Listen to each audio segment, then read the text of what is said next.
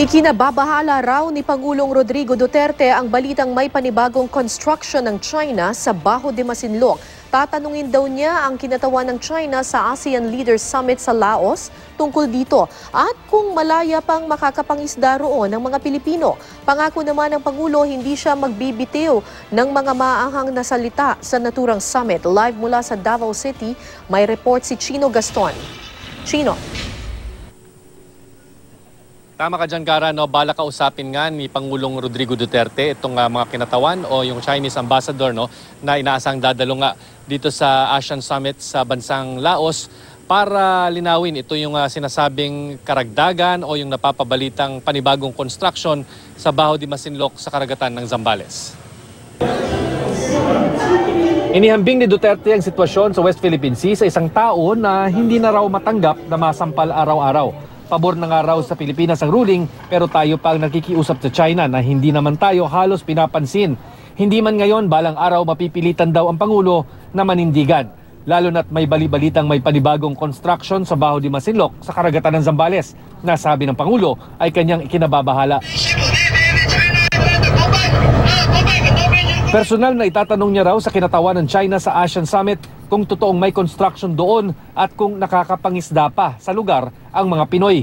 Pero pinawi niya ang pangambang magbibitaw siya ng mga maanghang na salita sa summit at sinabi niyang soft landing ang kanyang gagawin. Ayaw niya raw na pag-ugatan ang kanyang mga salita ng gulo. I'd like him to, the ambassador, to just answer me one question. Is there any ongoing construction or expansion in the South China Sea? And whether or not we can still have the fishing rights, which is really the entitlement of our country, having won the arbitral proceedings.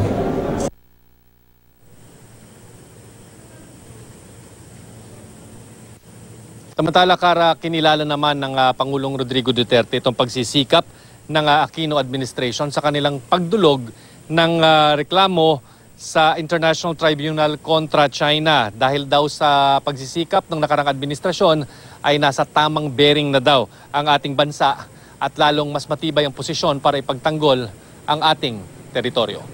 Kara. Chino, ang inisyal na impormasyon ay hindi raw dadalo sa ASEAN Summit si Chinese President Xi Jinping. Pero mukhang pupunta naman daw itong si Chinese Premier Li Keqiang.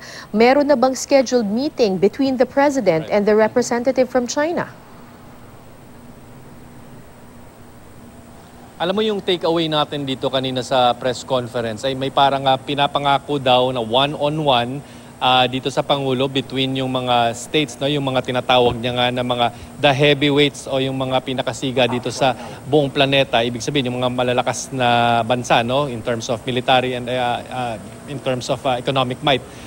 Meron daw parang plenary at meron ding parang inaasahang one-on-one. Ang balak daw ni President Duterte, hindi ito iuungkat sa parang formal talks. Kumbaga, ang sinasabi niya ay parang during daw sa parang ang pagkakaintindi pa nga natin parang sa mga chismisan, no, yung parang mga lighter moments, maaaring tawagin niya ng pansin o tawagin niya yung isang kinatawan ng China para kausapin at direktang itanong nga kung totoo nga bang merong construction na nangyayari ngayon dito sa Baho de Masinloc na ginagawa ng bansang China at kung pwede pa, no, lilinawin niya kung may karapatan pa ba talaga yung ating mga mangingisda na pumunta doon dahil ito daw yung subject talaga, no, ito talaga yung parang impact ng pagpabor ng arbitral tribunal sa atin na malaya dapat ang ating mga mangingisda na makapunta dyan sa Baho de Masinloc, no. So whether it's going to be a formal na usapan o on the sidelines lang nitong summit, yung pag-uusap between China and the Philippines, ang pangako ng Pangulo ay kakausapin niya talaga itong kinatawan para mabigyan ng linaw, para medyo magabayan daw, no, o mabigyan naman ng guide yung ating susunod na hakbang patungkol dito sa problema nga sa West Philippine Sea. Kasi Chino, kapag ganyang mga summit, karaniwan ang nangyayari ay pagkatapos or during their break ay nagkakaroon ng mga bilateral meetings yung iba't ibang mga leaders. Pero as of now, wala pang malinaw kung meron talagang nakaschedule na bilateral meeting between China and the Philippines. Alright, ang ating pagkakaintindi, wala pa talagang nakaschedule na gano'n, no? Maging, although umaasa sila na magkakaroon ng usapan, pero I don't think it's about yung West Philippine Sea. Maybe it's about the mga trade agreements, yung ating pagtugon sa mga international commitments natin.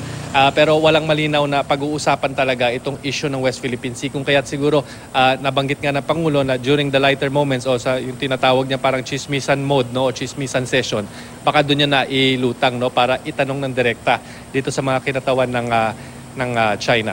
So, ibibring up ba ng Pangulo during the formal talks or will he insist na maisama sa joint communique ng mga bansa itong issue ng West Philippine Sea? Kasi alam naman natin na in the past, yung mga past ASEAN meetings, iniiwasan nila yung issue na yan eh. Usually, ang pinag-uusapan, trade, economics, ganun lamang Chino.